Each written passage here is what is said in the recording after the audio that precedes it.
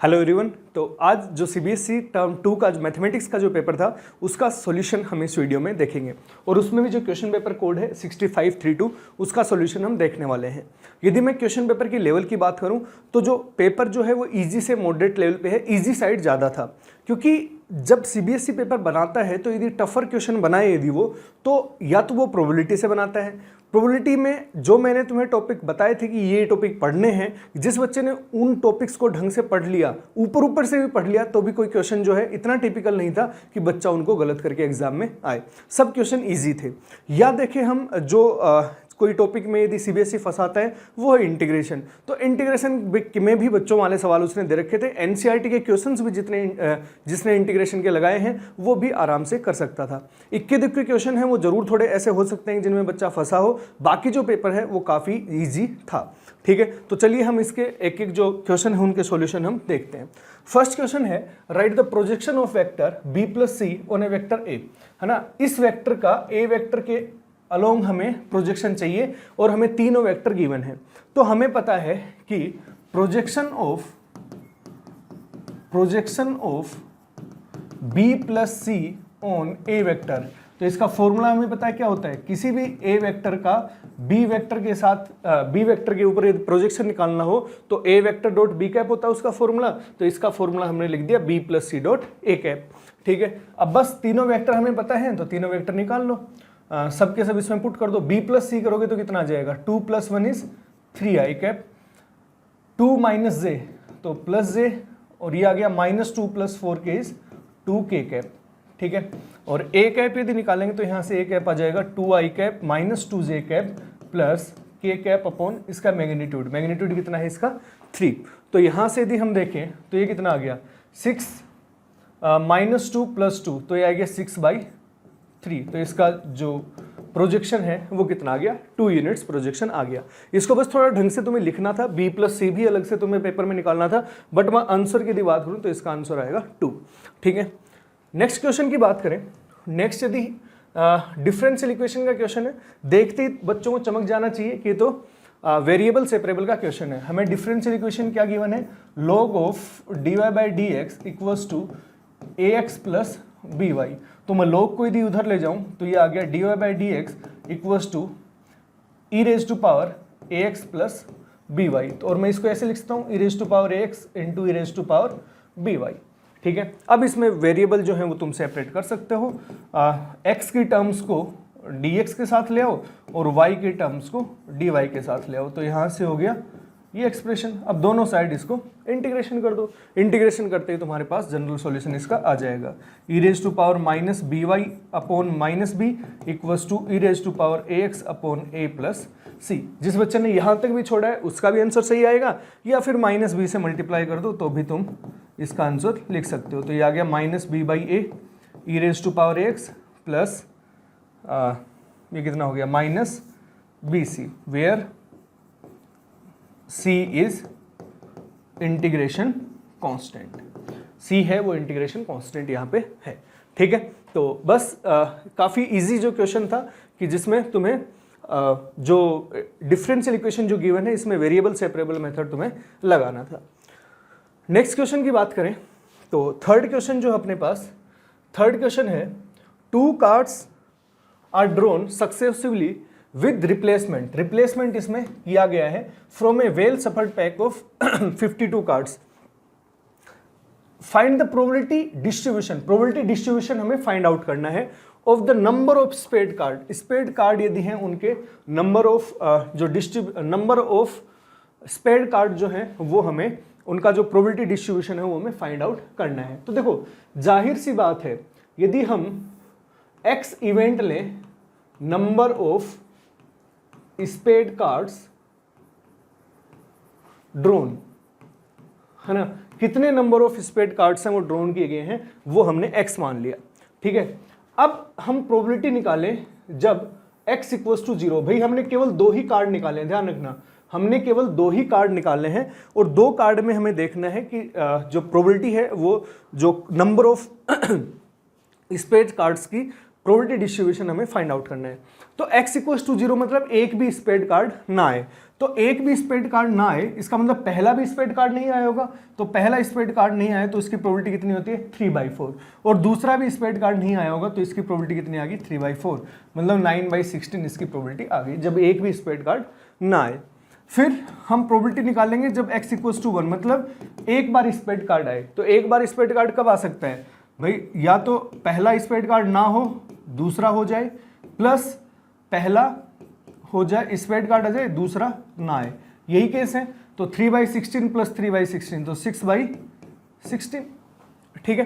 तो यहां से तुम्हारे पास प्रोबेबिलिटी आ गई जब एक स्पेड कार्ड हो, और प्रोबेबिलिटी जब x तुम्हारी 2 हो, मतलब दोनों ही स्पेड कार्ड आए, तो दोनों स्पेड कार्ड आएंगे मतलब 1/4 × 1/4, पहला भी स्पेड कार्ड आया होगा और दूसरा भी स्पेड कार्ड आ गया, तो प्रोबेबिलिटी कितनी आ गई 1/16, ठीक है। अब इसके तुम टेबल बना सकते हो, तीनों की प्रोबेबिलिटी आ गई, x = 0 की आ गई, x = 1 की आ गई, x = 2 की आ गई, प्रोबेबिलिटी सबकी प्रोबेबिलिटी आ गई। तुम प्रोबेबिलिटी टेबल, इसकी प्रोबेबिलिटी डिस्ट्रीब्यूशन टेबल अब इसकी बना सकते हो, है ना। यहाँ पे तुम x लिख दोगे और इधर तुम px लिख दोगे प्रोबेबिलिटी। तो x तुम्हारी 0 हो सकता है, 1 हो सकता है और 2 हो सकता है। तो 0 होगा तब तो प्रोबेबिलिटी 9/16 आ जाएगी, ये 6/16 आ जाएगी, और ये 1/16 तुम्हारे पास प्रोबेबिलिटी आ गई। बात समझ में आई, है ना। तो बस बिल्कुल इजी क्वेश्चन था। इस टाइप के जो क्वेश्चन है वो हमने क्लास में भी किए हुए हैं, तुम आराम से इसका जो सॉल्यूशन है वो कर सकते हो, ठीक है। सो नेक्स्ट क्वेश्चन देखते हैं। नेक्स्ट क्वेश्चन अपने पास, a pair of dice is thrown and the sum of numbers appearing on the dice is observed to be 7। जो सम है वो हमें दे रखा है कि डाइस का जो नंबर जो अपीयरिंग हो रहे हैं उनका सम कितना है 7। Find the probability that the numbers 5 has appeared at least 1 dice. तो देखो ये हमें गिवन है कि जो सम है वो 5 आ चुका है, इसका मतलब ये कंडीशनल प्रोबेबिलिटी का क्वेश्चन हो गया। तो इसको कंडीशनल प्रोबेबिलिटी से सोल्व करते हैं। तो फर्स्ट जो है वो अपन देखते हैं, मान लो ये फर्स्ट है, ये सेकंड है। फर्स्ट जो है वो हम देखते हैं कि a dice is thrown and sum of number appearing on the dice is observed to be 7। तो a dice is thrown और जो सम है ये यहाँ पे लिखना चाहिए thrown twice, है ना। जो 3 बार जो है वो जो 2 बार है वो a pair of dice लिखा हुआ ना, छोड़ो, a pair of dice मतलब 2 डाइस हैं वो उछाले हुए। तो यहाँ पे सैंपल स्पेस की मैं बात करूँ तो सैंपल स्पेस की यदि बात करें अपन तो ये आ गया 1 1 1 2 1 3 1 4 1 5 1 6, इसी टाइप से 2 1 2 2, इस टाइप से सैंपल स्पेस बन जाएगा, है ना। तो यदि मैं number of elements in sample space बात करूं तो वो कितने आ जाएंगे 36 आएंगे। नंबर ऑफ एलिमेंट्स कितने आएंगे 36, क्योंकि 6 ये 2 के साथ भी 6, 3 के साथ भी 6, तो ऐसे 36 नंबर ऑफ एलिमेंट्स आएंगे। अब मैं ए जो है, इवेंट ए जो है वो क्या मान रहा हूं, जो अपने को निकालनी है। Find the probability that the number 5 has appeared at least 1। Event A क्या है, नंबर 5 हैज अपीयर्ड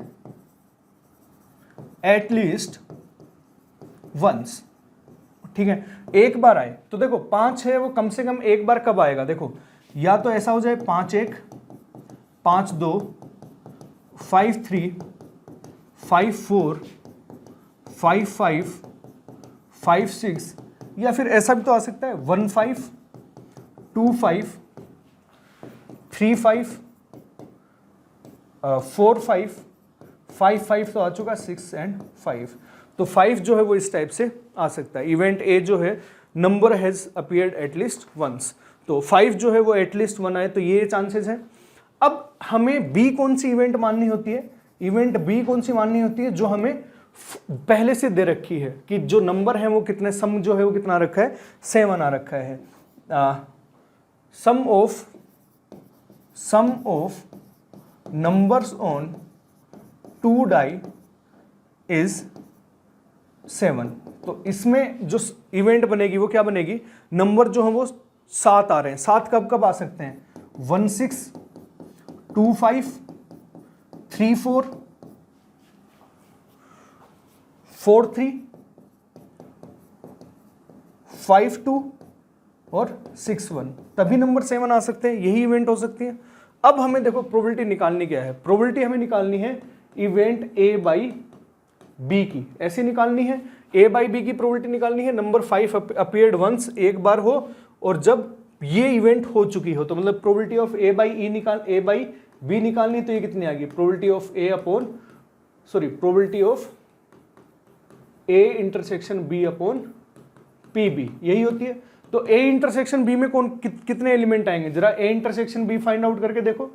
तो ए इंटरसेक्शन बी यदि हम देखें तो ए इंटरसेक्शन बी में देखो, एक तो 2 5 आएगा आई थिंक, जिसमें 5 आ रहा है वही आएंगे, और एक आएगा 5 एंड 2, ये 2 ही एलिमेंट आएंगे इंटरसेक्शन बी में। तो ये जो है ये कितना हो गया 2/36, और बी में कितने एलिमेंट हैं 1 2 3 4 5 6, तो 6/36, तो आंसर कितना आ गया 1/3 आ गया तुम्हारा आंसर। बात समझ में आई है ना। तो जो कंडीशनल प्रोबेबिलिटी का क्वेश्चन था जिसका आंसर कितना आ गया 1/3 आ गया। सेकंड पार्ट अपन देखते हैं, थोड़ा सा 2 नंबर में थोड़ा सा लेंथी जो क्वेश्चन है वो डाला है, बाकी कोई प्रॉब्लम नहीं है कॉन्सेप्ट वाइज, जिसमें काफी इजी क्वेश्चन है।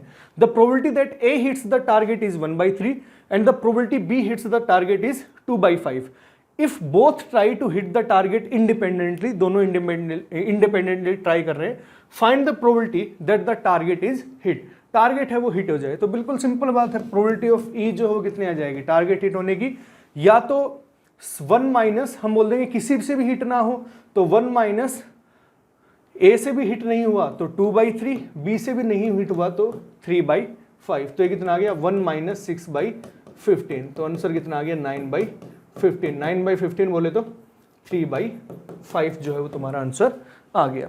ठीक है, तो यदि नेक्स्ट क्वेश्चन देखें अपन,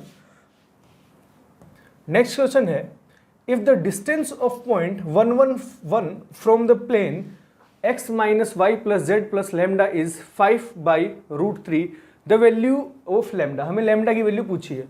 तो देखो हमें उसमें कुछ नहीं करना, किसी भी प्लेन की किसी भी पॉइंट की किसी भी प्लेन से डिस्टेंस का फॉर्मूला हमें पता है। कैसे फाइंड आउट करते हैं कि उस प्लेन में हम ये जो कोऑर्डिनेट है वो इसमें पुट कर देते हैं और हमें जो डिस्टेंस है वो आ जाती है। तो इसमें यही करना है। तो हमें बोल रखा है कि जो डिस्टेंस है, यदि मैं ये जो पॉइंट है वो P मानूं, तो जो मैं ऐसे बोल देता हूँ distance of 1 1 1 from the plane x minus y plus z plus lambda equals to 0, ये कितनी गिवन है हमें, ये हमें गिवन है 5/√3, और इसका डिस्टेंस का फॉर्मूला हमें पता है। डिस्टेंस का फॉर्मूला यहाँ पे बराबर इक्वल टू है ना, बार बार नहीं, मतलब 2 बार इक्वल टू रहने तो थोड़ा अजीब लगेगा, 0 = 5/√3, बी 5/√3। तो इसका जो डिस्टेंस है वो हम निकाल सकते हैं, मोड ऑफ 1 - 1 प्लस जेड की जगह 1 रखना है, और अपोन में कितना आ गया √3 = 5/√3, ये हमें गिवन है ना। डिस्टेंस हमें मैंने बताया था मोड भी लिखा जाता है कि डिस्टेंस कभी भी नेगेटिव नहीं होता। जिस बच्चे ने यहाँ पे मोड नहीं लगाया है तो वो जो उसका जो आंसर है वो गलत आएगा। ठीक है, तो यहाँ से मैं लिखूँ तो यहाँ से 1 + लैम्डा = कितना आ गया, 1 + लैम्डा का मोड कितना आ गया 5 आ गया, और यहाँ से हम लिख सकते हैं 1 + लैम्डा = ±5। तो लैम्डा की 2 वैल्यू यहाँ पे आ गई, एक तो +4 आ गई और एक -6 आ गई। तो यही 2 वैल्यूज़ हैं लैम्डा की, जो कि डिस्टेंस है इस प्लेन का इस पॉइंट से, जो कि 5/√3 बना देंगे। ठीक है, तो ये समझ में आया, काफ़ी इजी जो क्वेश्चन था, बस फॉर्मूला लगाना था और कुछ नहीं है। नेक्स्ट क्वेश्चन की यदि मैं बात करूं, नेक्स्ट क्वेश्चन इंटीग्रेशन का क्वेश्चन है ना, और dx/क्वाड्रेटिक फॉर्म है ना, डायरेक्ट कुछ इसमें करना ही नहीं है, देखते ही पता लग रहा है कि dx/क्वाड्रेटिक फॉर्म है, तभी तो मैं बोल रहा हूँ कि इससे ज़्यादा तो CBSE क्या सिंपल पेपर बनाती है। dx/क्वाड्रेटिक है तो इसमें तो कुछ करना ही नहीं है, बस एक ही तो पैटर्न था अपने पास, इसका होल स्क्वायर बनाओ, तो होल स्क्वायर बनाते ये आ गया है ना, इसको हमने ऐसे चेंज कर लिया, और उसके बाद हम लिख सकते हैं dx/x - 3 का होल स्क्वायर, ये 2² आ गया। अब x² + a² का फॉर्मूला तुम जानते हो क्या होता है, 1/a tan inverse x/a + c, ये आ गया इसका इंटीग्रेशन। तो काफ़ी इजी जो सवाल है वो ये बन गया ना, dx/क्वाड्रेटिक सिंपल सा था, तो इस टाइप से तुम इंटीग्रेशन इसका कर सकते हो। तो ये अपने सेक्शन ए जो है वो कंप्लीट हुआ। सेक्शन ए में तुम देख सकते हो कोई भी क्वेश्चन जो है वो टफर साइड में नहीं था। नेक्स्ट अपन सेक्शन बी में चलते हैं। सेक्शन बी का पहला सवाल वेक्टर्स का सवाल, और मजे की बात यह है कि ये जो दोनों जो क्वेश्चन जो दे रखे हैं जो कि और में है, मतलब ऑप्शन है तुम्हारे पास, इन दोनों में एक करने थे, दोनों के दोनों एनसीईआरटी के ही क्वेश्चन हैं, ठीक है। तो मैं इसके यदि सॉल्यूशन की बात करूं, पहले अपन ये पहला पार्ट मैं बोल दूं, ये अपना सेकंड पार्ट है, तो पहले अपन फर्स्ट पार्ट की बात कर लेते हैं। If A vector, B vector, C vector are three vectors such that A dot B equals to A dot C and A cross B equals to A cross C, और जहां पे A है वो नॉट इक्वल टू जीरो हमें दे रखा है, यहाँ पे उसको वेक्टर लिखना चाहिए कि A वेक्टर है वो जीरो वेक्टर नहीं है। Then show that B equals to C, B vector equals to C vector हमें शो करना है। तो देखो पहले हमें गिवन क्या क्या है, उससे हम क्या क्या कंडीशन निकाल सकते हैं वो अपन देख लेते हैं। पहली कंडीशन तो हमें ये गिवन है A dot B equals to A dot C, तो जरा इसको मैं लेफ्ट हैंड साइड में ले आऊं तो ये आ गया A dot B minus A dot C equals to zero, तो यहां से ये आ गया A dot B minus C equals to zero, है ना। तो यहां से अपन क्या लिख सकते हैं, यहां से क्या क्या अपन कंक्लूड कर सकते हैं। देखो पहली चीज क्या आई कि पहली चीज ये आई कि A vector is perpendicular to A vector is perpendicular to B minus C vector. भाई दो वेक्टर यदि परपेंडिकुलर हैं तो उनका डॉट प्रोडक्ट है वो जीरो होता है। अब ये कंडीशन कब आती है, जब दोनों नॉन जीरो वेक्टर हों। ऐसा भी तो हो सकता है A वेक्टर जीरो वेक्टर हो या फिर B minus C zero vector हो। A वेक्टर जीरो वेक्टर हो नहीं सकता क्योंकि हमें एक क्वेश्चन में गिवन है। तो एक और कंडीशन क्या निकल के आई कि B माइनस C जो है वो जीरो वेक्टर हो सकता है। दो केस आए, या तो ये हो सकता है या ये हो सकता है। अब जरा दूसरी कंडीशन पे चलते हैं। दूसरी कंडीशन में क्या गिवन है, A vector cross B vector equals to A vector cross C vector. तो इसको भी हम लेफ्ट हैंड साइड में ले आए, तो यदि लेफ्ट हैंड साइड में ले आएंगे A क्रॉस C को, तो इधर आ गया जीरो वेक्टर इक्वल्स टू, यहाँ पे आ गया A वेक्टर यदि मैं कॉमन लूँ A cross B minus C equals to zero vector. अब यहाँ से भी अपने पास दो केस आ गए।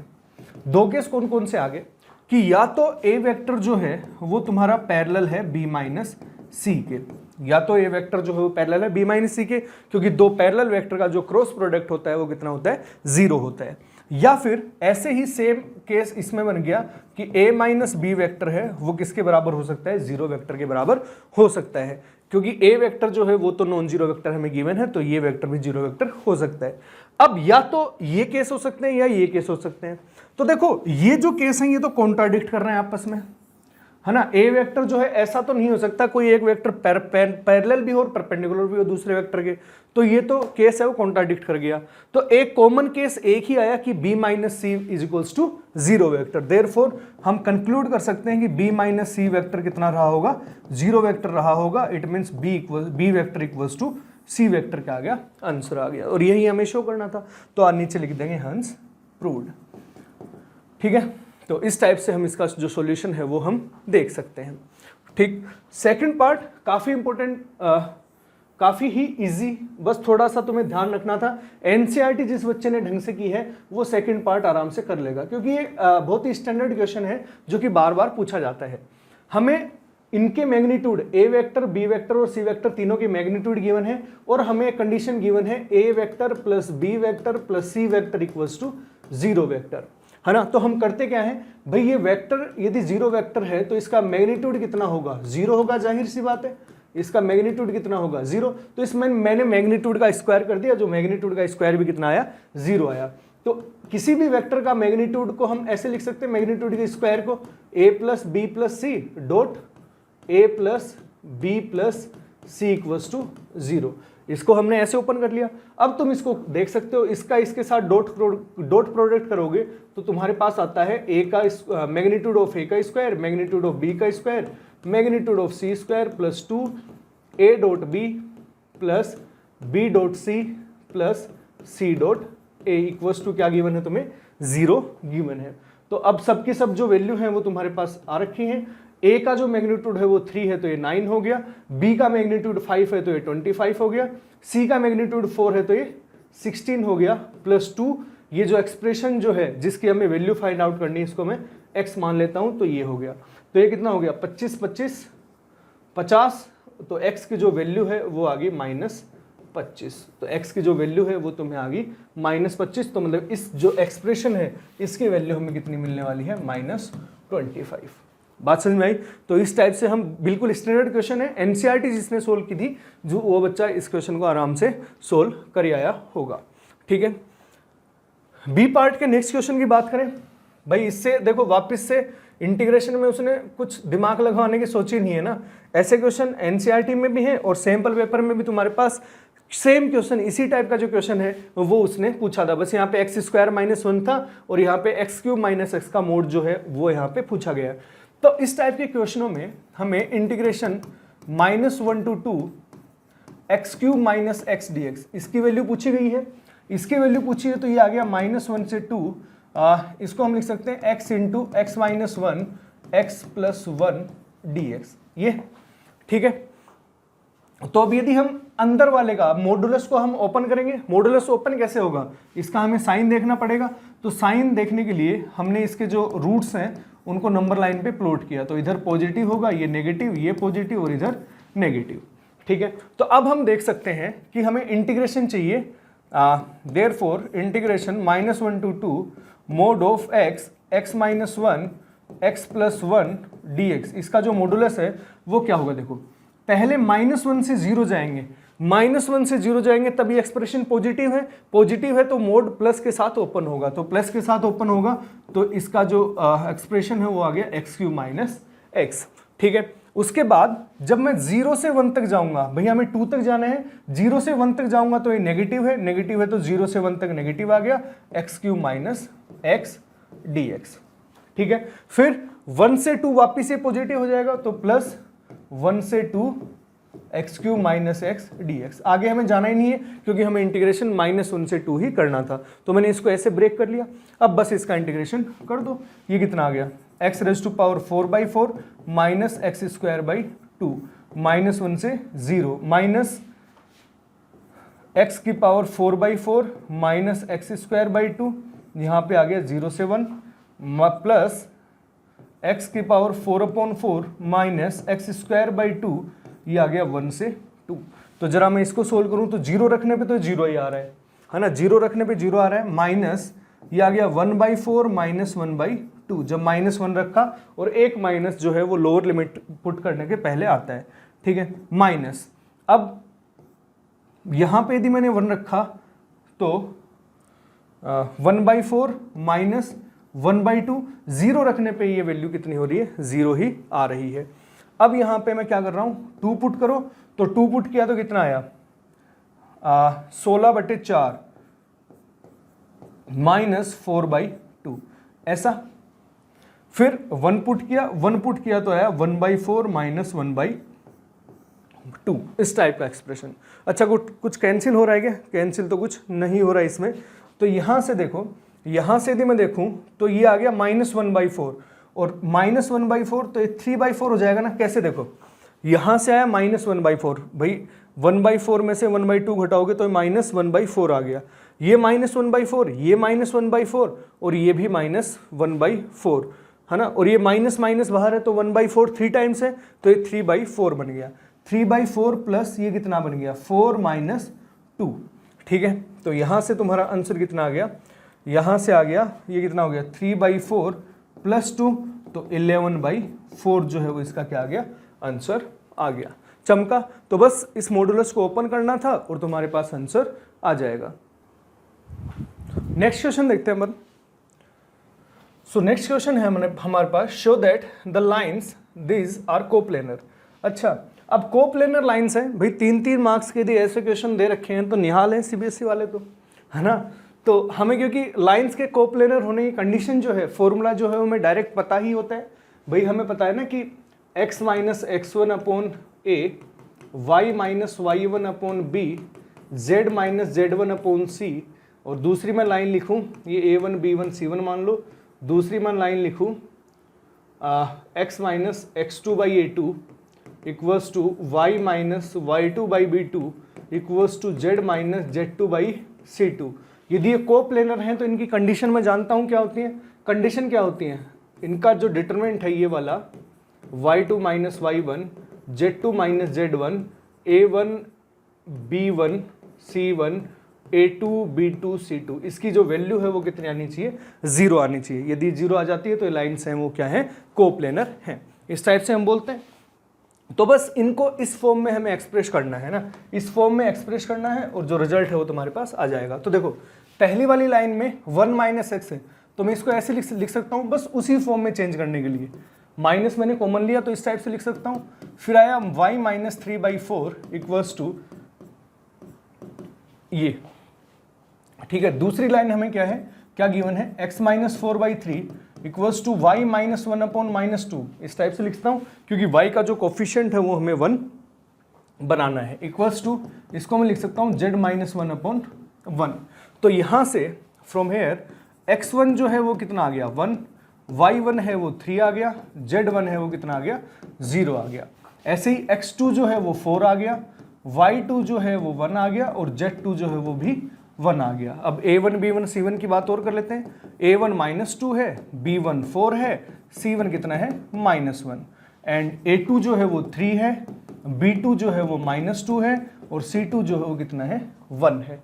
अब जरा हम इसका डिटरमिनेंट की बात कर लेते हैं। सो देयरफॉर डिटरमिनेंट ये x2 - x1 करूंगा तो x2 - x1 is 3, y2 - y1 is -2, z2 - z1 is 1, ठीक है।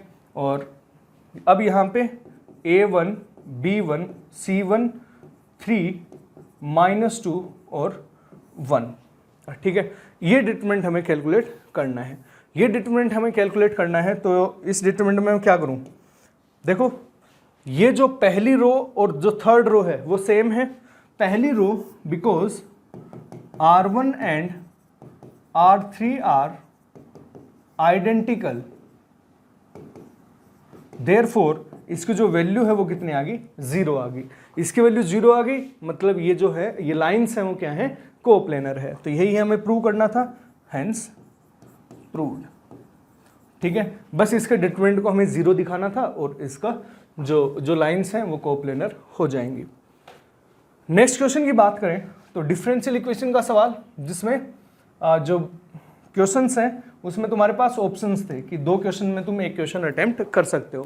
तो देखो यदि होता तो मैं पहले वाला जो क्वेश्चन है उसमें थोड़ा ज़्यादा जोर देता कि पहले वाला क्वेश्चन जो है वो थोड़ा सा मेरे को इजी लग रहा है भाई, लीनियर डिफरेंशियल इक्वेशन हमें दिख रही है ना। तो लीनियर डिफरेंशियल इक्वेशन का सवाल है तो हमें इसका जो सॉल्यूशन है, मतलब ये वाला क्वेश्चन जो है मैं होता तो यही वाला क्वेश्चन इसमें करके आता सेकंड वाले की जगह।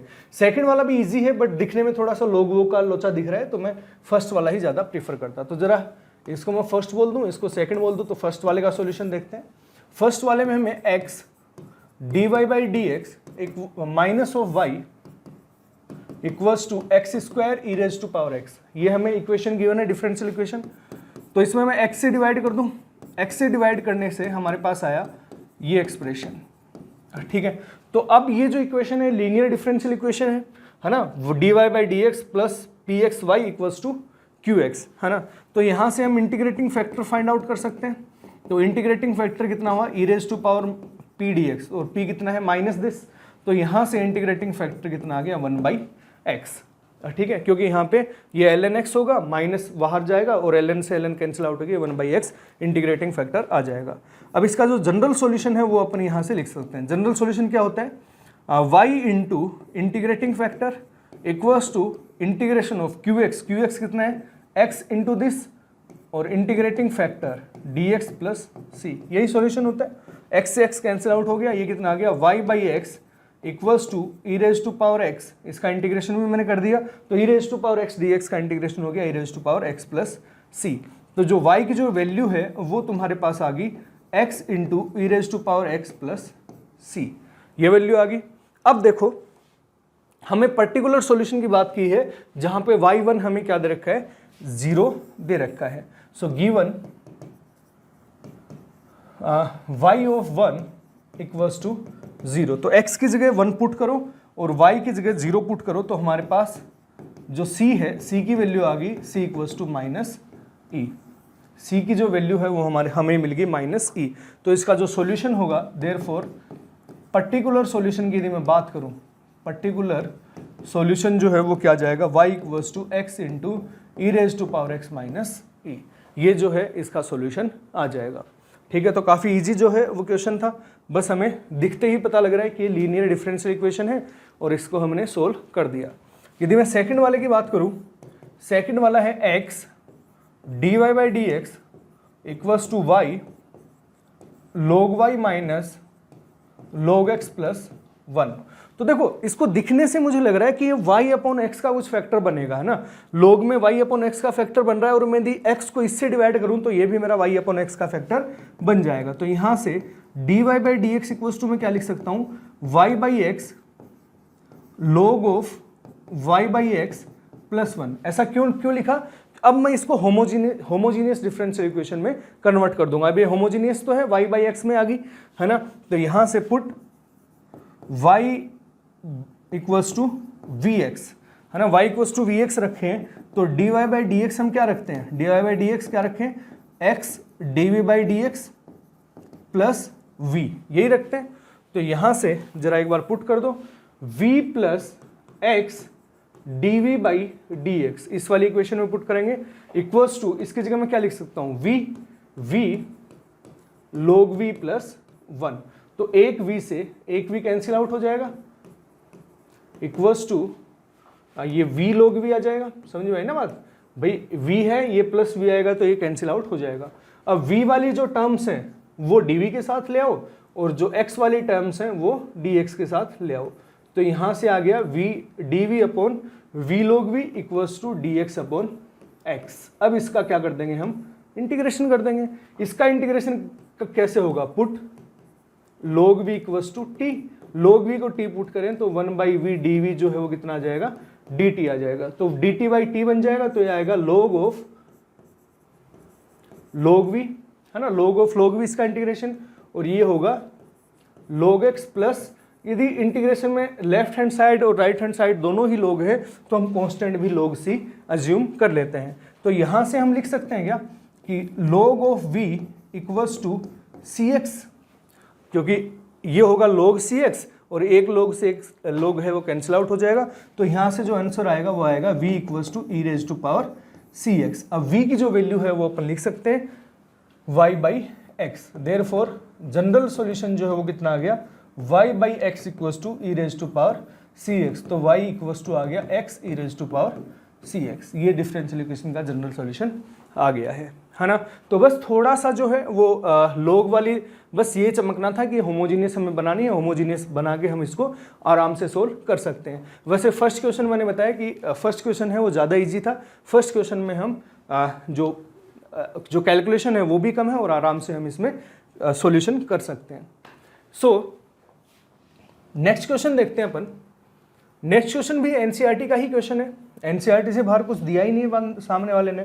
नेक्स्ट क्वेश्चन भी एनसीईआरटी का क्वेश्चन है। इसमें भी यदि मैं पेपर दे रहा होता तो मैं फर्स्ट क्वेश्चन ही अटेम्प्ट करता, क्योंकि फर्स्ट क्वेश्चन हमें चमक रहा है कि पार्शियल जो अपने पार्शियल फ्रैक्शन है उसमें ब्रेक करके फर्स्ट वाला हो जाएगा। दूसरा वाला भी इजी है, सेकंड वाले में हमें डायरेक्ट इसमें फॉर्मूला लगाना पड़ रहा था। ठीक है, डायरेक्ट में इसमें फॉर्मूला लगाना है और आराम से सोल्व हो जाएगा।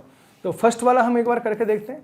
फर्स्ट वाले में एक्सप्रेशन जो है x square upon x square plus 1 upon 3x square plus 4, इसको मैं एक्स स्क्वायर को यदि मैं t पुट कर दूं एक बार तो मैं इसको ऐसे लिख सकता हूं क्या, t plus 1 3t plus 4, because t equals to हमने क्या मान लिया, एक्स स्क्वायर अज्यूम कर लिया।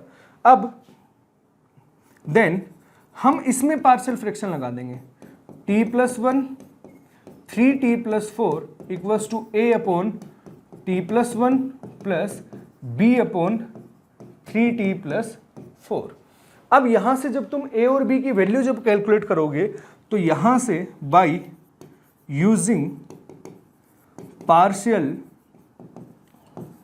फ्रैक्शन a की जो वैल्यू है वो यहां से कितनी मिल जाएगी, -1 पुट करोगे तो a की जो वैल्यू है वो तुम्हें मिल जाएगी -1 और b की जो वैल्यू है वो हमें मिल जाएगी 3/4। -3/4 पुट करोगे तो -3/4, ये आ गया -3/4 और -3/4 प्लस 1 तो 1/4 कितना आ गया ये -3, अच्छा -4/3 पुट करना है ना, तो -4/3 अपॉन -4/3 प्लस 1, तो ये -4/3 हो गया, ये -1/3 हो गया। तो आंसर आ गया तुम्हारा 4, तो b की जो वैल्यू है वो हमें कितनी मिल जाएगी, 4 मिल जाएगी। तो देयरफॉर हम यहाँ से लिख सकते हैं कि t upon t plus 1 3t plus 4 equals to -1 upon t plus 1 plus 4 upon 3t plus 4, इस टाइप से लिख सकते हैं। देखो चाहे इसको सोल्व करके देख लो, यही एक्सप्रेशन तुम्हारा इसमें आने वाला है भाई। -3t यहाँ पे 4t आएगा तो t बच गया, +4 और -4 तो ये कैंसिल आउट हो गया, यहाँ से तुम्हें कांस्टेंट तो मिलेगा ही नहीं। तो देयरफॉर ये जो एक्सप्रेशन है x² upon x² plus 1 3x² plus 4 जो है वो हमें कुछ ऐसा मिल गया, -1 upon x² plus 1 plus 4 upon 3x² plus 4। अब हमें चूंकि इसका इंटीग्रेशन करना है तो इसका इंटीग्रेशन करना है तो हम इसका इंटीग्रेशन कर दें और इसका इंटीग्रेशन अलग से कर दें, ठीक है। तो ये तो हो गया 10 इनवर्स x, है ना। इसका जो इंटीग्रेशन है वो कितना हो जाएगा हमारा 10, और आगे वाले का जो इंटीग्रेशन है उसमें तुम 3 कॉमन ले लेंगे अपन, तो इसमें नीचे वाले से यदि 3 कॉमन ले लेंगे तो आ जाएगा dx अपॉन x² प्लस 4/3, है ना। तो अब इसका इंटीग्रेशन तुम आराम से कर सकते हो। ये आ गया -10 इनवर्स x प्लस 4/3, ये कितना आ गया x² प्लस a² का कितना होता है 1 अपॉन a कितना है यहाँ पे 2/√3, 10 inverse x by a plus c। तो यहाँ से अपन देख सकते हैं कि जो इसका इंटीग्रेशन है वो आ गया 10 इनवर्स x प्लस ये आ गया 2/√3 10 इनवर्स √3x/2 प्लस c। तो ये हो गया इसका आंसर, है ना। तो बिल्कुल आसान क्वेश्चन था, बस पार्शियल फ्रैक्शन लगा के इसको थोड़ा सोल्व करना था और आंसर तुम्हारा आ जाएगा, ठीक है। सेकंड में तो कुछ है ही नहीं, बस डायरेक्ट फॉर्मूला यूज करना है और डायरेक्ट आंसर तुम्हारे पास आ जाएगा। इंटीग्रेशन है -2 से 1 √5 - 4x - x² का ये रूट है और इसका इंटीग्रेशन हमें करना है। तो इसका इंटीग्रेशन हम किस टाइप से करते हैं, -2 से 1, इसमें एक बार माइनस कॉमन ले लूँ, इसको होल स्क्वायर में कन्वर्ट करते हैं पहले अपन, और होल स्क्वायर में कन्वर्ट करते ही इसका आंसर आ जाएगा। तो यहाँ से यदि मैं लिखूँ तो आ गया -2 से 1, और ये हो गया अपना -x + 2 का होल स्क्वायर लिख सकता हूँ मैं इसको, x + 2 का होल स्क्वायर, ये आ गया +1 और हमें चाहिए -5, सॉरी ये +4 आ जाएगा, हमें चाहिए -5 तो -9 हमें और करना पड़ेगा dx, ये इंटीग्रेशन आ गया।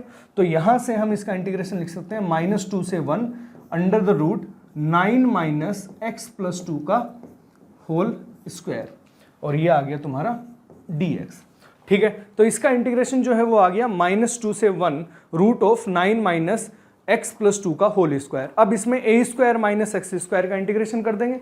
a² - x² का जो इंटीग्रेशन है उसका फॉर्मूला लगाते हैं, हमारे पास आंसर आ जाएगा। तो इसका जो फॉर्मूला है, इसका फॉर्मूला क्या होता है, a² - x² का फॉर्मूला लगा देंगे। तो ये अपना आ गया a² - x² का अपना फॉर्मूला होता है -2 से 1 अपने को इंटीग्रेशन करना है x/2, और x यहाँ पे क्या है x + 2, तो x/2 √a² - x², तो a² - x² करेंगे तो यही एक्सप्रेशन आ जाएगा, ये a² - x² ही तो है पूरा, प्लस a², तो a² 9 है, 9/2 साइन इनवर्स x/a, x कितना है x + 2 और बाई a करेंगे तो a अपना है 3, है ना, तो +c, ये आ गया तुम्हारा इंटीग्रेशन, ठीक है।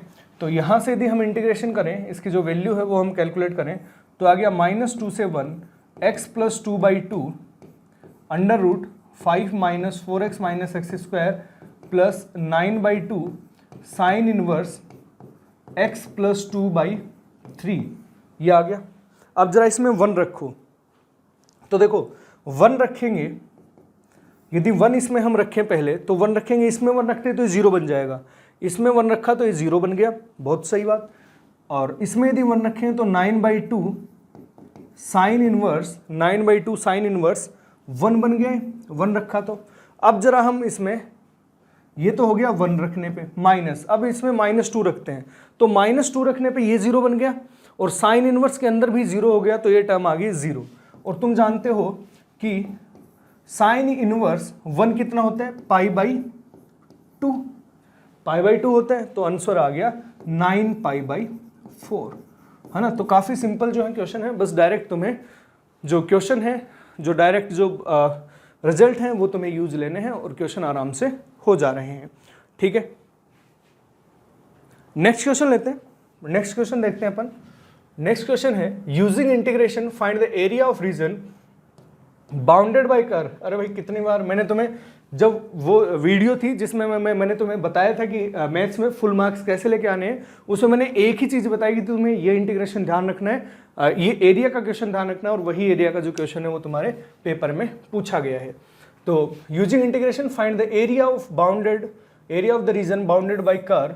एक तो अपना सर्कल है जी, ये वाला x² plus y² equals to 4, मतलब ये पॉइंट हो गया तुम्हारा 2,0, ये पॉइंट है 0,2, ये है -2,0 और ये है 0,-2। और एक लाइन भी दे रखी है हमें, लाइन कौन सी है, ये वाली होगी तुम्हारी line x equals to 3√y, x equals to 3√y जो है ये लाइन हो गई, ठीक है। हमें पूछा गया है with the x axis lying in the first quadrant, मतलब हमें ये वाला जो एरिया है, एक्चुअली ये वाला जो एरिया है उसके बारे में हमसे जिक्र किया है। तो देखो एक मेथड तो है इसका कि तुम क्या करो, x एक्सिस के पैरेलल जो है वो लाइन है वो अज्यूम कर लो। x एक्सिस के पैरेलल यदि हम लाइन अज्यूम कर लेंगे, ये मान लो पॉइंट O है, ये A है, ये पॉइंट B है। So area of region OABO equals to कितना हो जाएगा, इक्वल्स टू हो जाएगा, यदि मैं यहाँ पे y चेक करूँ कि यहाँ पे y कोऑर्डिनेट कितना है और x कोऑर्डिनेट कितना है, तो यदि x और y कोऑर्डिनेट चेक करेंगे तो 4 पॉइंट B हमें क्या चेक करना होगा, x² plus y² plus 4 equals to 4 और x इक्वल्स टू √3y को हमें सोल्व करना होगा। तो यदि ये वैल्यू हम इसमें रखें तो यहाँ पे आ गया 3y² प्लस y², मतलब y की वैल्यू हमें मिली +-1, तो y इक्वल्स टू 1 हो गया और x कितना आ गया, √3 आ गया। तो b की जो वैल्यू वो आ गई √3,1। तो इसका जो एरिया है वो हम कैसे निकाल सकते हैं भाई, अब इसमें जो यदि हम जो लाइन जो है वो यदि x एक्सिस के पैरेलल मान रहे हैं तो एरिया अपना क्या आता है, x dy आता है। x पहले अब किसका x आएगा, पहले x अब इस सर्कल का x आएगा। सर्कल का x हम कैसे लिख सकते हैं, सर्कल का x आएगा 4 माइनस y² माइनस x अब किसका आएगा, लाइन का x, तो लाइन का x कितना है √3y और यहाँ पे आ गया dy, x dy से हम इसका जो फॉर्मूला है वो अपन निकाल सकते हैं। और y जो है वो कहाँ से कहाँ तक होगा, y देखो 0 से 1 तक y आएगा, 0 से 1 तक जो है वो अपना क्या चला गया, y यहाँ पे आ गया। अब इसमें डायरेक्ट फॉर्मूला यूज कर लेंगे a² माइनस x² का, और फॉर्मूला यूज करते हैं हमारे पास आंसर आ जाएगा। तो a² माइनस x² का जो रूट का जो फॉर्मूला है वो अपने को पता है क्या होता है, ये आ जाएगा 0 से 1, इसका फॉर्मूला आ जाएगा y/2 √a² माइनस x² होता है तो यहाँ पे y² आ गया, प्लस a² मतलब a² 4/2 साइन इनवर्स y/a, ये कितना आ गया 2, ठीक है, माइनस इसका इंटीग्रेशन कितना हो गया √3y²/2, और ये भी कहाँ से कहाँ तक होगा, 0 से 1 तक आ जाएगा, ठीक है। तो जरा इसको हम सोल्व करते हैं। इसको यदि हमने सोल्व किया तो 1 रखा, तो देखो हम यदि इसमें 1 रखें तो 1/2 ये आ गया √3, ठीक है, 1/2 ये आ गया √3, फिर इसमें यदि 1 रखें तो आ गया 2 साइन इनवर्स हाफ, और यदि 1 रखेंगे तो 1 रखने पे देखो कमाल ये हो रहा है, सॉरी 0 रखेंगे तो 0 पे ये भी 0 हो जाएगा और ये भी 0 हो जाएगा। वैसे यदि उसमें 1 रखें तो आया √3/2, ठीक है। तो आई थिंक √3/2 से ये √3/2 कैंसिल आउट हो गया, है ना। √3/2 से ये √3/2 कैंसिल आउट हो गया और ये आ गया 2 × sin इनवर्स हाफ। तो sin इनवर्स हाफ कितना होता है 30 डिग्री π/6। तो यहाँ से आंसर आ गया π/3। तो ये एक तो तरीका ये है कि तुम ऐसे जो इसके एक्स एक्सिस के पैरेलल जो है वो प्लेट एज्यूम कर लो और इस टाइप से एरिया जो फाइंड आउट कर लो। यदि दूसरा तरीके से यदि करो तुम, तो तुम वाई एक्सिस के भी पैरेलल एज्यूम कर सकते हो प्लेट को, बट वाई एक्सिस में ध्यान रखना है दो जगह में ब्रेक होगी। एक तो जो तुम्हें जो निकालना होगा कोऑर्डिनेट, वो तुम्हें 0 से 3 पे इंटीग्रेशन करना हो, सॉरी 0 से √3 पे इंटीग्रेशन करना होगा, फिर √3 से 2 पे अलग से इंटीग्रेशन करना होगा। मैंने बस इसमें दो हमें इंटीग्रेशन कैलकुलेट करने पड़ते और मैंने एक्स एक्सिस के पैरेलल लेके इसमें एक ही इंटीग्रेशन कैलकुलेट करके इसका आंसर निकाल दिया π/3। ठीक है, तो ये जो क्वेश्चन है, इस टाइप के क्वेश्चन एनसीईआरटी में खूब है और मैंने बताया था कि जो 3 नंबर का जो सवाल है वो इसी टाइप के क्वेश्चन से बनने वाला है, क्योंकि और कोई इसमें हार्ड कोई वो इसमें कोई मेथड था ही नहीं। तो नेक्स्ट क्वेश्चन देखें। नेक्स्ट क्वेश्चन अपने पास, find the distance of point 1 - 2 9 from the point of intersection of the line and the plane this। ये जो क्वेश्चन है मैं इस पेपर का सबसे टफ क्वेश्चन है वो मानूंगा, क्योंकि ऐसा जो क्वेश्चन है वो ना तो एनसीईआरटी में गिवन है और बस तुम्हें प्रीवियस ईयर में शायद एक बार ऐसा क्वेश्चन पूछा गया है, तो जिन बच्चों ने थोड़ा सा दिमाग लगाया होगा वो क्वेश्चन आराम से कर लिया होगा। बाकी बच्चों के थोड़ी सी जो दिक्कत है उस क्वेश्चन ने पैदा की हुई होंगी।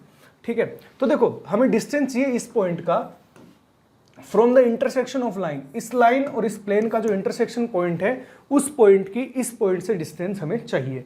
तो क्यों ना हम पहले इन दोनों का इंटरसेक्शन पॉइंट ही फाइंड आउट कर लें, इस लाइन का और इस प्लेन का इंटरसेक्शन पॉइंट फाइंड आउट कर लें, उसकी जो डिस्टेंस हमें इस पॉइंट से पूछिए तो हम आराम से निकाल सकते हैं।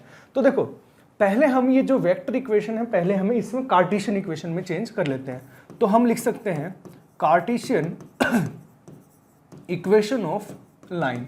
कार्टेशियन इक्वेशन ऑफ लाइन यहां से हम लिख सकते हैं क्या आएगी, ये जो लाइन है ये 4 2 7 से पास कर रही है, तो x - 4 = y - 2 = z - 7 ऐसे आ गया, क्योंकि हम r - a vector = lambda v vector लिखते हैं, जहां पे इस पॉइंट से पास करती है a पॉइंट a वेक्टर से और इस वेक्टर की क्या होती है पैरेलल होती है। तो यहां पे कितना आ गया 3 4 और 2, कार्टेशियन इक्वेशन आ गई लाइन की।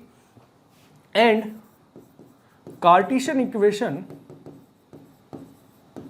Of plane, Cartesian equation of plane, भाई यहाँ पे xi cap plus yj cap plus z k cap रखोगे तो यहाँ पे आ जाएगी x - y + z = 10। ये आ गई कार्टेशियन इक्वेशन ऑफ प्लेन। तो देखो हमें ये प्लेन की इक्वेशन पता है और हमें इस लाइन की इक्वेशन पता है और हमें ये पॉइंट चाहिए, पॉइंट ऑफ इंटरसेक्शन P। तो इस लाइन पे हम कोई पॉइंट एज्यूम कर लेते हैं लैम्डा, फिर मैं इसको इस प्लेन के ऊपर सेटिस्फाई करवा दूंगा कि ये जो पॉइंट है वो इस प्लेन के ऊपर है, तो हमें P के कोऑर्डिनेट मिल जाएंगे। सो हम क्या करते हैं, so let P be the intersection point of line and plane, and let coordinate of P हमने एज्यूम कर लिए, इस पे इक्वल्स टू लैम्डा पुट करके यदि तुम कोऑर्डिनेट एज्यूम करोगे तो कितने आएंगे 3 लैम्डा + 4 4 लैम्डा + 2 2 लैम्डा + 7, ये P के कोऑर्डिनेट आ जाएंगे। So therefore P lies on plane, भाई प्लेन के ऊपर तो लाई करेगा ना, इंटरसेक्शन पॉइंट है तो हमने इस प्लेन को इस पॉइंट को इस प्लेन के ऊपर लाई करवा दिया, तो आया x 3 lambda + 4 - y 4 lambda + 2 + z 2 lambda + 7 = 10, ये आया। तो अब हमें लैम्डा की वैल्यू यहाँ से फाइंड आउट हो जाएगी। तो लैम्डा की वैल्यू यदि हम देखें तो 3 - 4 is -1 -1 + 2 is lambda, 4 - 2 is 2 2 + 7 is 9, है ना, 4 - 2 2 2 + 7 is 9 = 10। तो लैम्डा की जो वैल्यू है यहाँ से वो हमें मिल गई +1। तो लैम्डा की वैल्यू यदि हमें +1 मिली, देयरफॉर पॉइंट ऑफ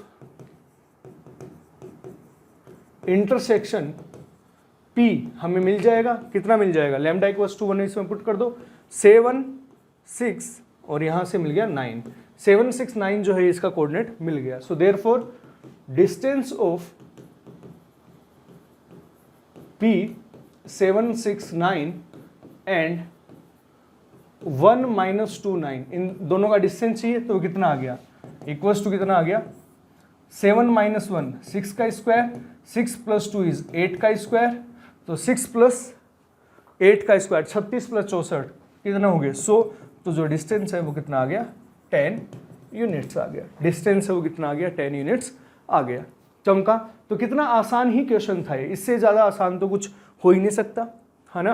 कि इसमें थोड़ा सा बस ये है कि ये पॉइंट निकालने के बाद आसान हो रहा था, बट बाकी जो है इस क्वेश्चन में थोड़ा सा ही लगेगा कि पॉइंट ऑफ इंटरसेक्शन निकालने में दिक्कत आई होगी। प्लेन और लाइन के जो पॉइंट ऑफ इंटरसेक्शन है वो निकालने में बच्चों को थोड़ी बहुत दिक्कत आई होगी, बाकी सब क्वेश्चन सिंपल ही था। ठीक है, सो लास्ट क्वेश्चन देखते हैं अपन पेपर का। लास्ट क्वेश्चन है अपने पास, प्रोबेबिलिटी का सवाल है ना। और प्रोबेबिलिटी में भी बेस थ्योरम और टोटल प्रोबेबिलिटी के क्वेश्चन थे। तीन ही तो मैंने चीजें बताई थी जो तुम्हें पढ़नी थी, टोटल प्रोबेबिलिटी, बेस थ्योरम और प्रोबेबिलिटी डिस्ट्रीब्यूशन, और उन्हीं से सवाल तुमसे पूछे गए हैं।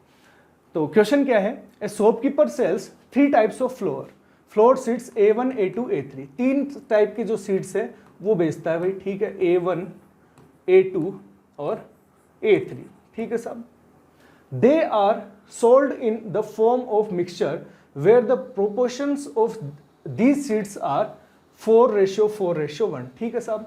ये जो है प्रोबेबिलिटी ऑफ ए, भाई मिक्सचर में प्रोबेबिलिटी ऑफ ए जो है वो है 4/10, तो मतलब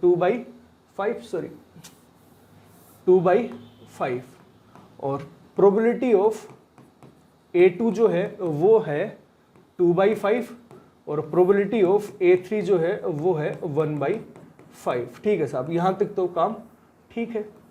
आगे देखो क्या बोल रहे हैं, the germination rates of 3 types of seeds are 45%, 60% and 30%। तो यहां पे मैं लेता हूं जर्मिनेशन, ठीक है। तो इसकी भी प्रोबेबिलिटी हमें गिवन है, ठीक है। तो यदि मान लो P E, यदि मैं बोलूं E क्या है अपना, मैं इवेंट E डिफाइन कर रहा हूं। E है the event of germination of seeds, ठीक है, या सीड्स ऑफ फ्लावर, या फ्लावर बोलो या सीड्स, हाँ सीड्स, ठीक है। तो ये हमें दे रखा है 40%, तो 40% का मतलब कितना हुआ 45/100। और ऐसे PE/A2 भी हमें गिवन है, कितना गिवन है 60/100, और PE/A3 भी हमें गिवन है, कितना है 30/100। ये सब हमें गिवन है, ठीक है। चमका, ये सब हमें गिवन है। जरा इसको हम थोड़ा सोल्व कर लेंगे, सोल्व कर लें तो ज़्यादा आसान होगा। यदि मैं 5 से करूं तो ये कितना आ गया 9/20, है ना, और 12×5 = 60, तो 12/20 आ गया, 12/20, ठीक है। और यहां से कितना आ गया तुम्हें 21, 7/20, ठीक है। ऐसा ही हो रहा है, 12×5 = 60, 9×5 = 45, तो 9/20 आ गया यहाँ से, ये आ गया 12×5 = 60, तो 12/20 और 7×5 = 35, तो ये 7/20 इस टाइप से आ गया। अब हमें पूछी क्या है, calculate the probability that randomly chosen seeds with germinate हो जाए। इसका मतलब हमें प्रोबेबिलिटी पूछी है E की, तो टोटल प्रोबेबिलिटी है। टोटल प्रोबेबिलिटी में क्या होता है, हम इसको मल्टीप्लाई कर देते हैं आपस में, PA1 × P E/A1 plus PA2 × P E/A2 plus PA3 × P E/A3। तो इसका जो आंसर है वो कितना आ गया, PA/A1 तो 2/5 × 9/20 प्लस 2/5 × 12/20 प्लस 1/5 × 7/20। तो यहाँ से 18/100 प्लस 24/100 प्लस 7/100। तो यहाँ से हम कितना आ गया 18 × 7 = 25, 25 और 24 = 39, तो 39/100, 100 जो है वो इसकी प्रोबेबिलिटी आ जाएगी। ठीक है, यदि कोई कैंसिल आउट हो रहा है तो तुम कैंसिल आउट यहाँ से कर सकते हो। बाकी यदि तुम 49/100 भी लिख के आ गए तब भी सही है। 25 और 24 39। ठीक है, सेकंड क्या है, calculate the probability that the seed is of type A2 का हो, है ना, seeds of type A2 given that randomly chosen seeds germinate. मतलब उसने बोला है कि जर्मिनेट हो चुका है ना, जर्मिनेट हो चुका है और अपने को A2 की प्रोबेबिलिटी चाहिए, ये PA2/E। PA2/E चाहिए तो इसकी प्रोबेबिलिटी हम निकाल सकते हैं। इसका फॉर्मूला हमने पढ़ा है PE/PE/A2 अपॉन, यही तो फॉर्मूला पढ़ा है, PE2 अपॉन PA/E2 अपॉन, क्या कर दिया मैंने, सॉरी, ये जो फॉर्मूला है क्या होता है, PA2 into PE/A2 upon PA1 into PE/A1 plus PA2 into PE/A2 plus PA3 into PE/A3, यही फॉर्मूला होता है। तो बस ये फॉर्मूला हमने इसमें लगा दिया। फॉर्मूला इसमें यदि हम पुट करेंगे तो क्या आएगा, PA2 इंटू PE/A2, तो इसके यदि हम देखें तो ये आ गया 24/100, ये है 24/100 और इसकी प्रोबेबिलिटी हमने ये फाइंड आउट कर रखी है P ऑफ E, ये है 49/100। तो ये आंसर कितना आ गया 24/100।